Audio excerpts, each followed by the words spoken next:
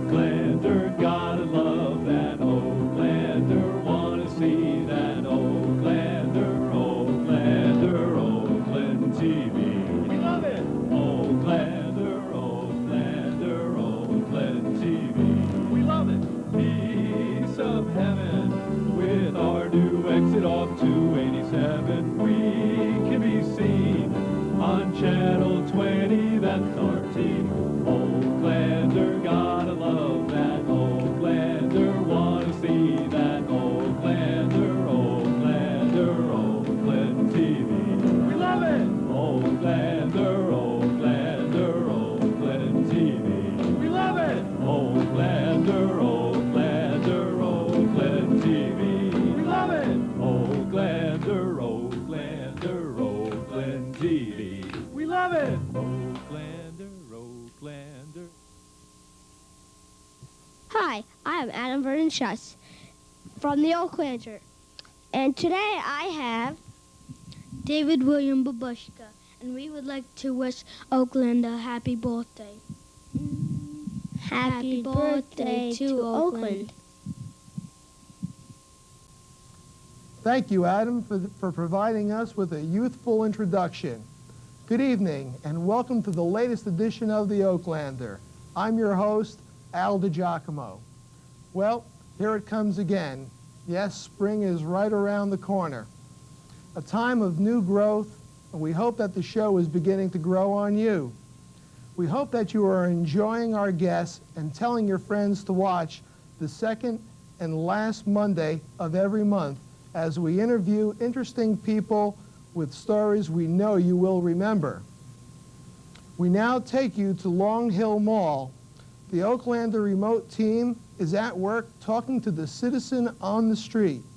For the remote team, here's Greg Schuss. Thanks, Al. We're here at Long Hill Mall today to ask Oakland residents for their reaction to the new Oaklander show and to find out if they are as excited as we are about the 300th anniversary of Oakland. Okay, so here we have some people who have joined us at Long Hill Mall today, and your name is? Christopher. And yours? Peter. Okay, great, guys. I'm glad you came down today. So what are you here for at Long Hill Mall? Sing happy birthday to Oakland.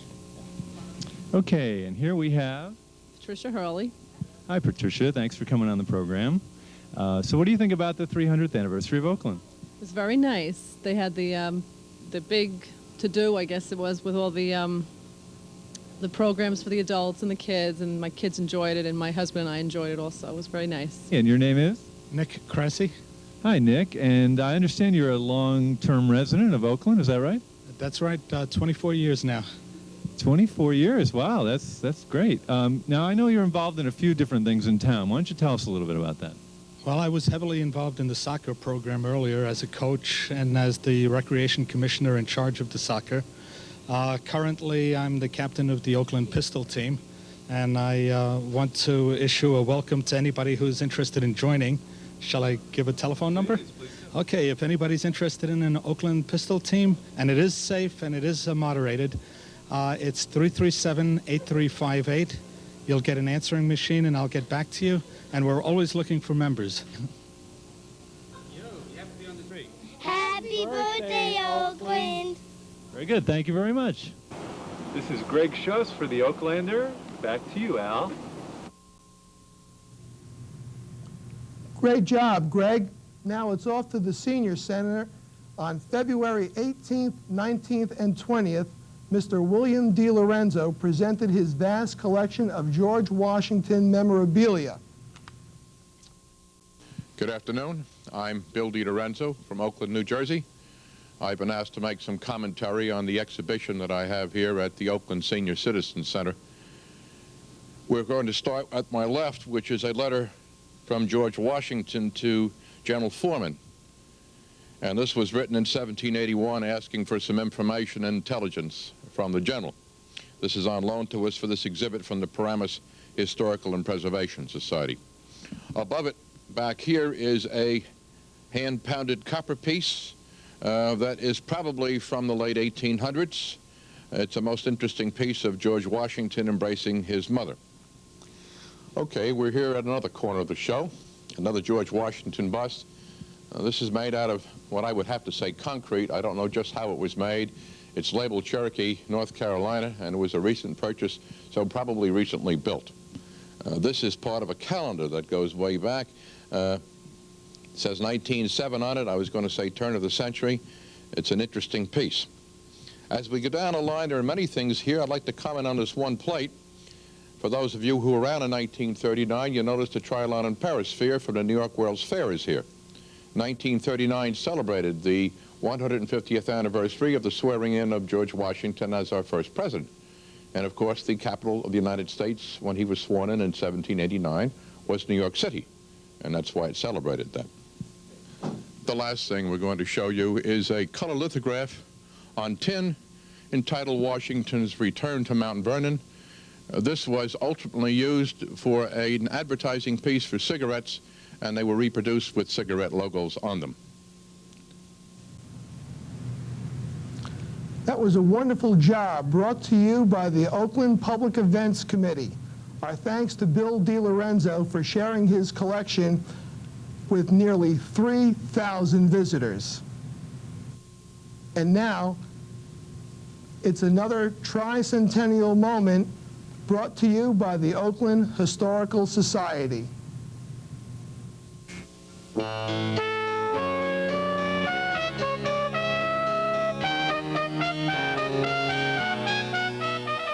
Hello, welcome to the Van Allen House. This afternoon we're celebrating George Washington's birthday. We've got a program inside that Jack Tweedle is giving on George Washington's teeth. We have other participants who are demonstrating 18th century crafts, and we have refreshments for the visitors. You can come in and tour the Van Allen House and see what Oakland was like in the 18th century when George Washington and his troops visited the Van Allen House.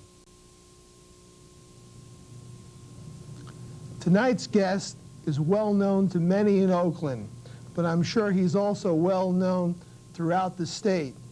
He served a career in the Bureau of Forestry for 42 years before retiring in 1987. But he can still be found out on a freezing night saving an injured swan. The man I'm speaking of is Oakland's Frank Scardo. Welcome to the Oaklander, Frank.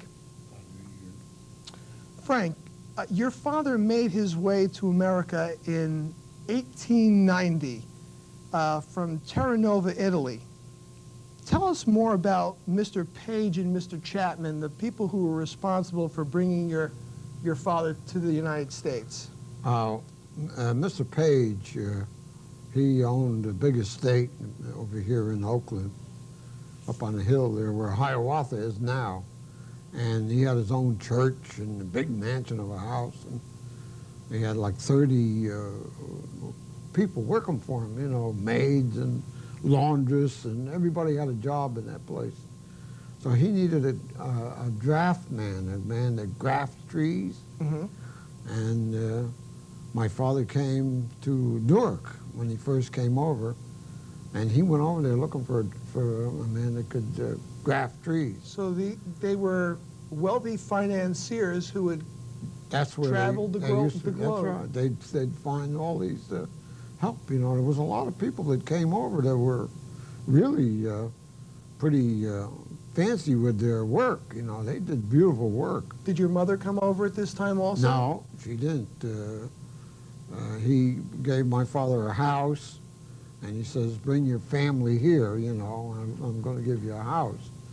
And he did. Then he let my father go home, or back to his hometown, and he met my mother, and he married her there, and he brought him, came back here to this country. So that was quite a thing in those days. Now, Oakland seemed to have attracted a very nice crowd during the teens and during the 20s. You told me originally about this woman named Warren Van Slyke. Yes, sure. And that she had a few husbands, and she was well known in town. Could you tell us a little bit about her, Frank? Well, she was a very Originally, she started out as being a nurse in the hospital, and she met this millionaire that was sick in there, you know, injured. And she married him. So he built a house for her up on the Ramapo, which is still there. It burned, but the columns are there, the stones were, and everything. Really? It was quite a home. And what happened, that poor guy died, and she married another guy. She married 3 altogether. And 3 all millionaires. Yeah. When I was a kid going to school, I remember we all wrote letters to Santa Claus. Years later, I found out she was Santa Claus, and I sent for I wished for a pair of Boy Scout boots, the high tops, and they had a pocket on the side with a Boy Scout knife in there. Boy, I thought that was the greatest, you know. I really thought there was a real Santa Claus then, you know. Boy, but she paid a lot of people's mortgages off for Christmas. You know? Really? Yeah. She'd pick you out, and then she'd say, okay, well, what do you owe? And she'd pay it. And that's the way she was all her life up there, like that way. And that's where I met Gloria Vanderbilt. She was just a kid. And I used to go up there every once in a while and help her, you know, do little things around the place. Well, I understand there was a lot of people who would come up to Oakland. You told me that the coffee tycoon Joseph Martinson had a working relationship with your mother. Yes, he came over here in West Oakland there, and he built a place for shows. They used to have plays and shows there. Really, what they were doing was practicing, you know, and then they were on Broadway. See? But he was looking for somebody to cook for his family. He'd invite his family up to his bungalow, you know. And my mother, of course, she was a wonderful cook. So she cooked spaghetti, meatballs, or whatever they wanted, you know. And he went crazy over it. But he even took her to New York during the winter a couple of times. And she cooked a lot of dinner for him, you know, different dinners. Yeah, he was quite a man, quite a gentleman, you know. He dropped his son off one summer, and he said, I want you to take this boy of mine, and I want you to break him in for farm, you know. If he doesn't mind you, he says, you get the whip out. That's what he told my father. But he worked out all right. He pitched hay with us every day, you know, and milked cows, and you know, everything had to be done on a farm. Now, you grew up on a farm where you still live today. Yeah. It's no longer a farm.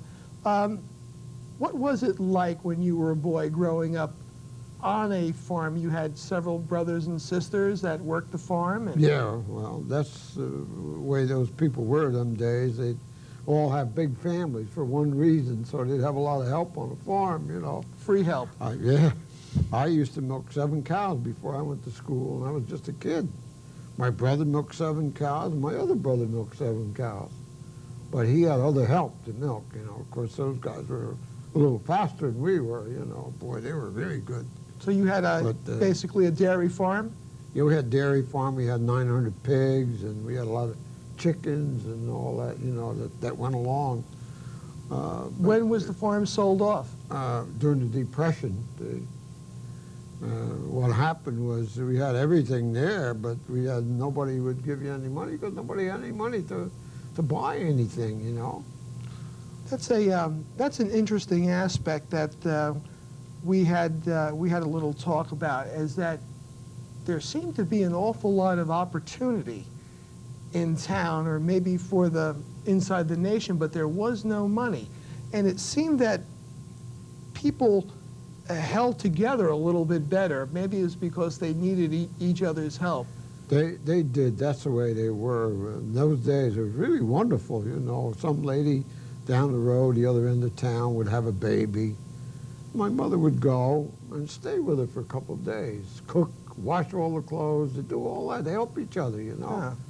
And it was really nice. I liked that. That was pretty good today, you know. It's not like that anymore. Do you think we have a problem today where we have a little bit too much money and a little that's right. too little opportunity? That's right. But that was the way it was. I remember when the Depression got bad and we had a lot of pigs, we couldn't sell them. So we butchered the pigs, and she had me delivering them, the hams and everything, to the poor people, you know.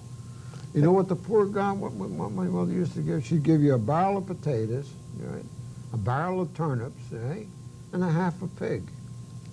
200 pounds of pig. You know. And that would last for the winter? That lasts the winter because they salt the pig down, you know, in barrels, you know.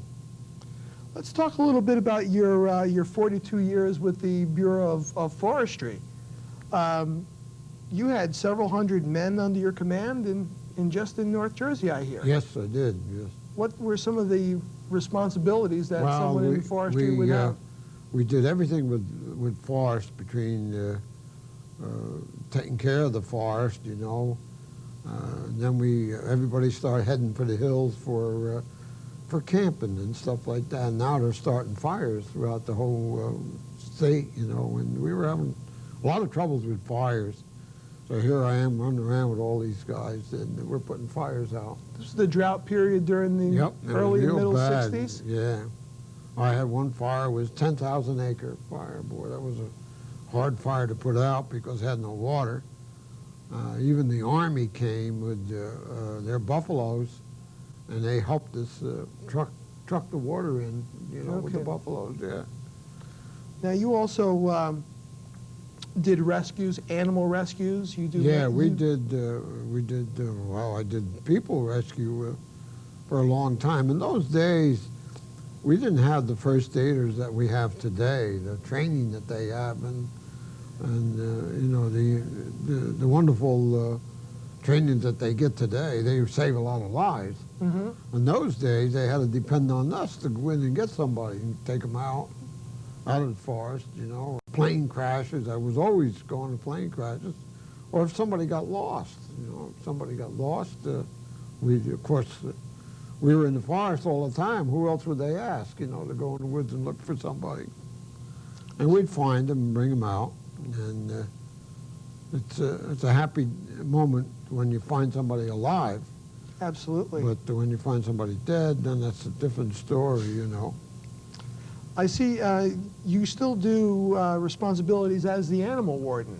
That's right. I maintain wildlife management, you know. I understand that you have some deer in your backyard, and yes, I do. Those are deer that I saved, and we raise them. And they're not a year old yet. They'll be a year old, you know, in June. And when they're a year old, then I turn them loose. Back in the forest they go, you know. What do they eat during the winter time, Frank? No, well, I feed them. They get grain and apples. Oh, my God, I average 5 tons of apples a year, you know. 5 tons of apples a year they eat. That's a lot of apples, eh? Yeah, well, we'll be showing a little bit of those deer as we come along. You're also fairly familiar with horses. Yes, I used to live on a horse, you know. As a matter of fact, there's a wonderful picture that we have here with Frank with his horse Trigger, and you were the winner of a Colorado rodeo. Yeah, that's right. And I understand you had quite a ride home after you had had won a little pot of money for yourself. Yes, I won $1,100.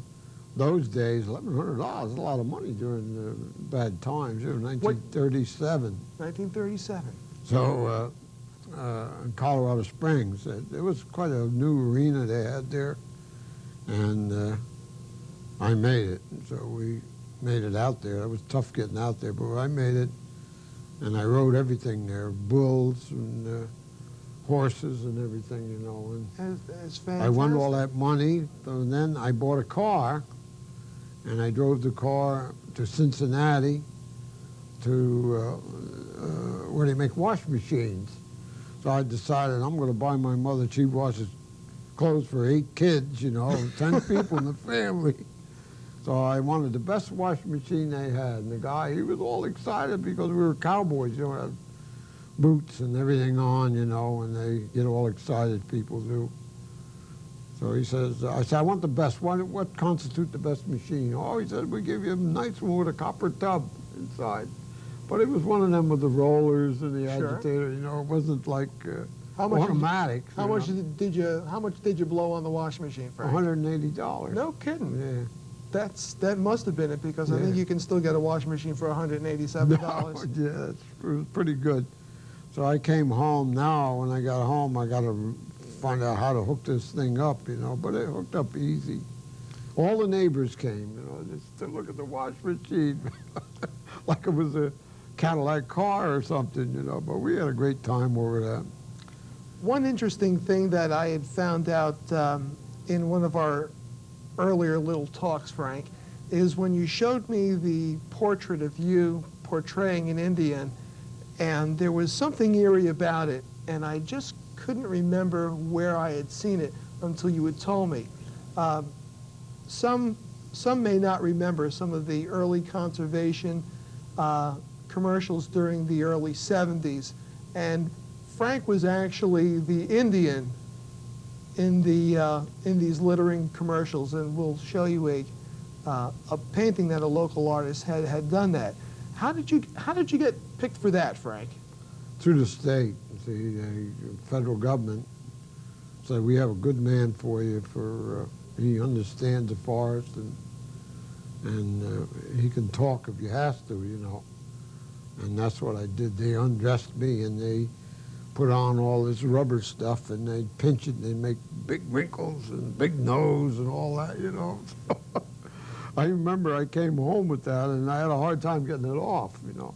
But I made about 13 commercials, you know, Really? with the Indian things. It was a conservation thing for pollution, you know, how they pollute the river and the Hudson River. They dumped me in the river there. In the cold, too. Boy, was I cold. Oh.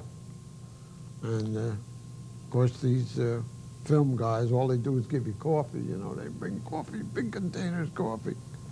Now, in 1992, you were presented with the Teddy Roosevelt Conservation Award by Congresswoman Marge Rockema. This award was given to you originally was to be given to you by President George Bush. Yes. And this must make you very, very proud. Oh, it certainly was. That's quite an award to have. They just, you don't just get that every year, you know. It's not given out every year either, but it was really nice. Well, I enjoyed that. We're certainly proud of you on that, Frank. In your long career with forestry, you mentioned to me that you were a tree surgeon for Doris Duke. Yeah, well, what we did was she was looking for somebody to come down there and pick out the dead trees and the ones that were going to live only a couple of years. Did you ever attend any of her wild parties? Oh, yeah, we were invited. You know what she used to do? I'll tell you what she did. We'd bring our lunches, you know, and she'd take the lunches and throw them all away. No kidding. Yeah, you had to eat there in her kitchen with the rest of the help. And boy, they fed you. Woo, what food, boy. Desserts galore. She was a nice lady, real nice. Big, tall gal. I'm sure. Well, Frank, it has been a true delight to hear some of these wonderful stories of our town's past. Please promise us that you will come back again and tell us more about your life and times in Oakland. Yes, we will. Okay. And now for some local public service announcements.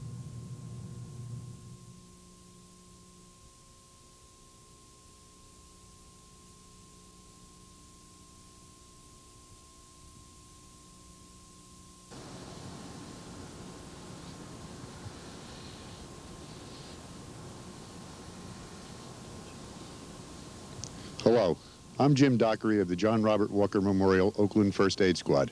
Every year at this time, we ask our friends and neighbors to help us serve our friends and neighbors. We would like a number of you people to come out and join our ranks. Education will be provided in area schools to learn how to become emergency medical technicians, and if you already have a certification, come see us right away. There's programs here to help high school students learn how to become emergency medical technicians also. Anything you can do to help your community, please come on out and help. We need you. Thank you.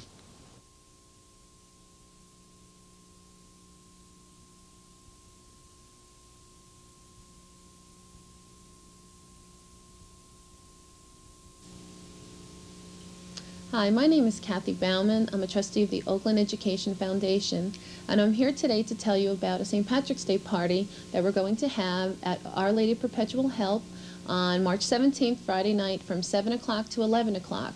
The dinner will include a hot and cold buffet and, in honor of St. Patrick's Day, corned beef and cabbage. We will have wine, beer, and mixers that will be made available to you, and you are welcome to bring your own favorite bottle of liquor. The tickets will be $30 a piece and available at all K-5 schools and at Valley Middle School. Profits raised by the Oakland Education Foundation is reinvested right back into the community. Fundraisers that are coming up for the Oakland Education Foundation consist of a circus at the McBride Industrial Park held on May 6th, and we are also running the flea market at the Pine Mission site. We know this is a community with a lot of pride and hometown spirit. We are very fortunate that we live in a town that embraces those values that affect the nurturing of our children. For more information, please call 337-3111, and thank you very much.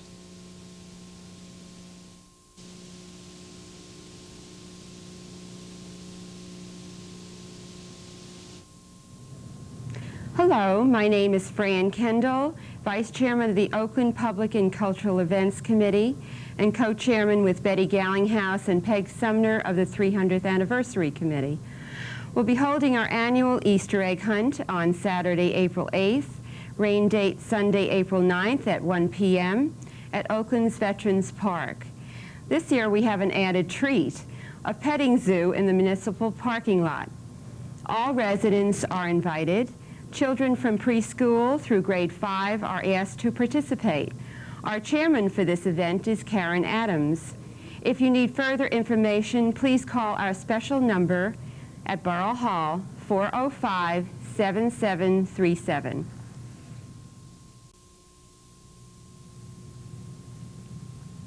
Coming up next is our Oaklander computer specialist, Jim Miller. Jim has provided the group with the computer scan sign of Main Street, Oakland in the 20s, and the flyers many have seen around town. Now with the spot for the art lovers, here's Jim Miller.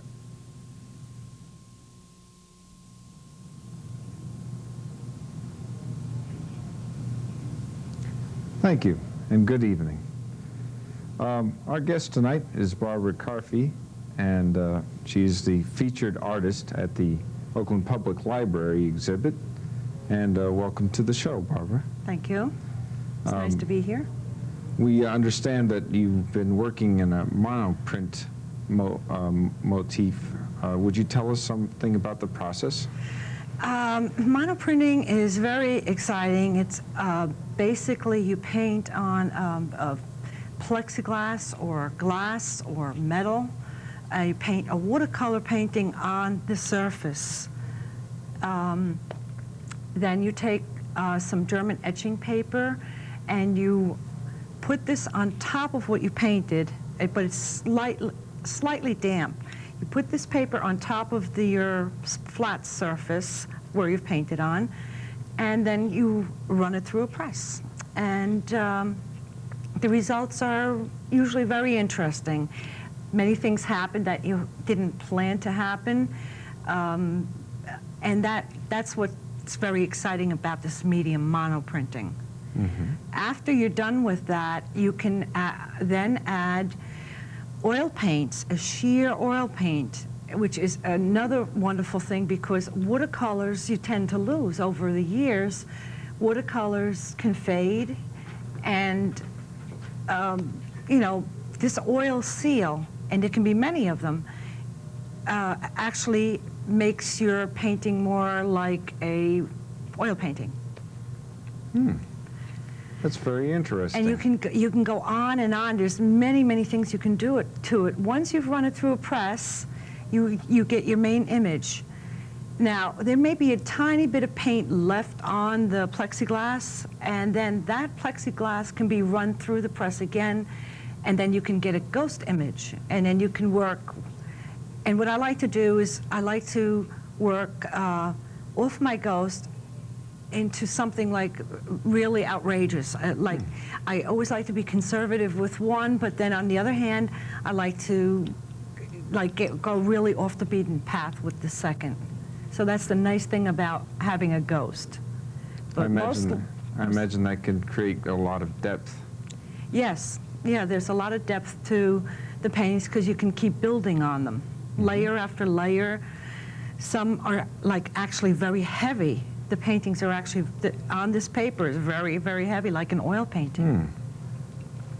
I understand that you had a lot of experience in Europe, particularly in Germany. How did this influence and help develop your direction in your art?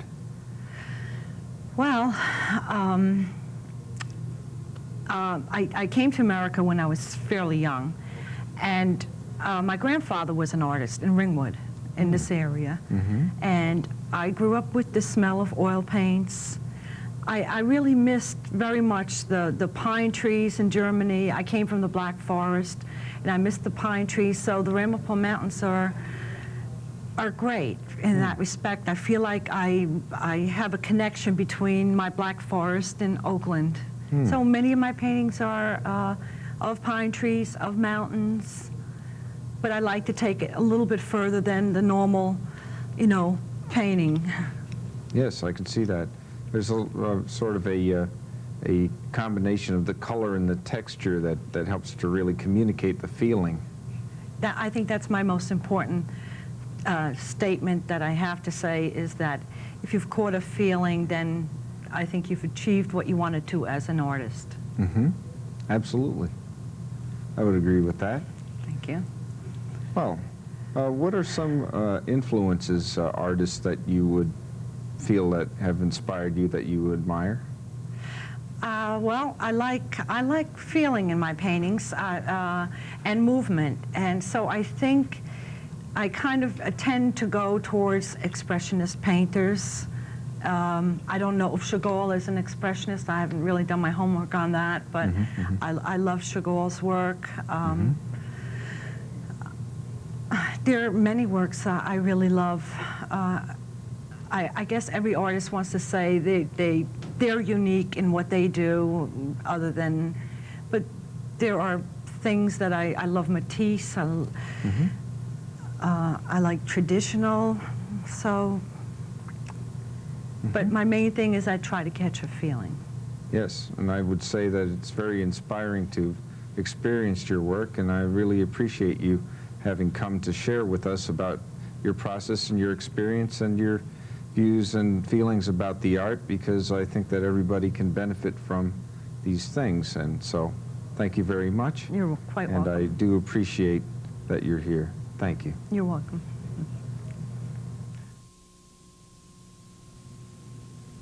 Thanks, Jim, with that artistic piece.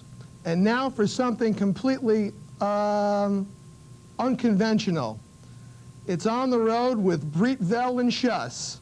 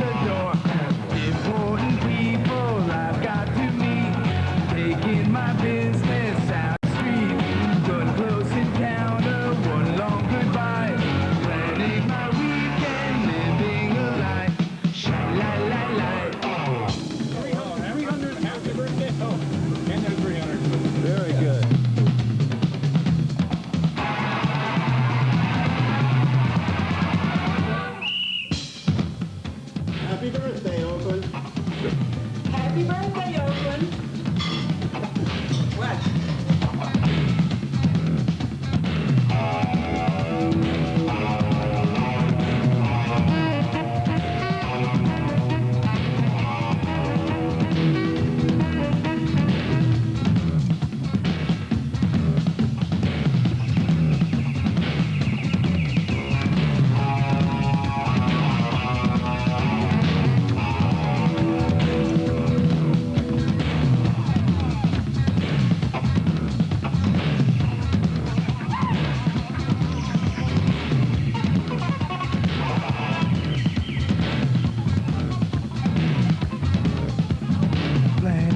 weekend.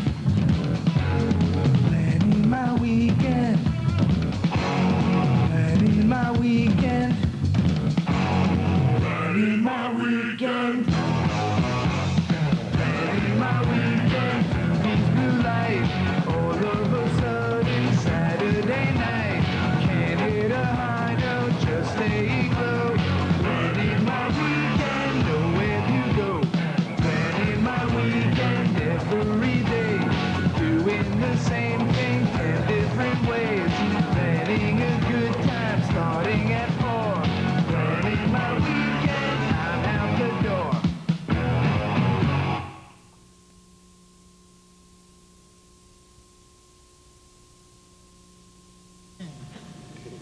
That's our team, Oakland. Hey, Greg, I just got a great idea for a public access television show. Shut up, Al. That's the reason why we're here.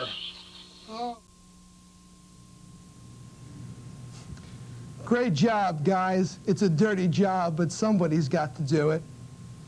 I want to thank all of you who continue to contact us now that we're online on the internet. I want to thank the crew for their time and energy. They do a great job. I want to thank Frank Scardo for the contributions he has made to this town and to New Jersey, to Barb Carfey for a look at the monoprint process that she uses. I'd like to thank Helen Otto, my neighbor, for the footage that she has given us for our opening and closing montages. Those were scenes from Fire Prevention Week in 1953. If anyone you know has a story or old films from Oakland, maybe a rare piece of the past, contact with us at our address in the credits. So stay tuned, get involved, be aware, it's our town. For the Oaklander, I'm your host, Al DiGiacomo, and we'll see you next time.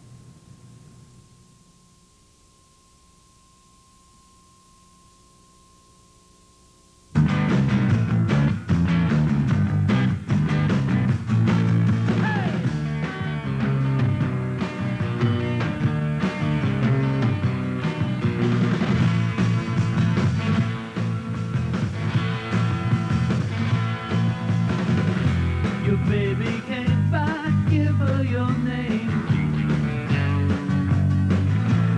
You know it's hard to forget all the pain. Try a new style, get a new friend. 'Cause now she's waiting for you, and you don't know what to do. I believe in my love, I believe in you. Don't let people tell you what you ought to do. What you don't see, don't get. Don't ever be no other person's pet. Then you can